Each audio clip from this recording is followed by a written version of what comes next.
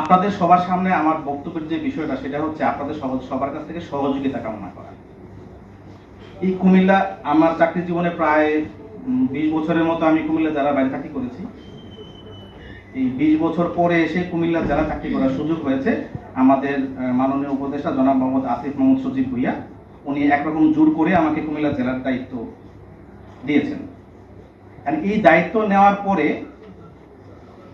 আমি দেখলাম যে কুমিল্লা জেলাতে এলজিডিতে অনেক কাজ, 1550 উপরে কন্ট্রাক্ট, মানে 1550 ঠিকাদার, তার মানে 1550 রাস্তা অথবা ব্রিজ এগুলো মিলিয়ে, কিন্তু কাজ হয় না। বেশিরভাগ কাজ বন্ধ, যেগুলো হয় ঢিমে তালে হয়, আবার কোয়ালিটি খারাপ।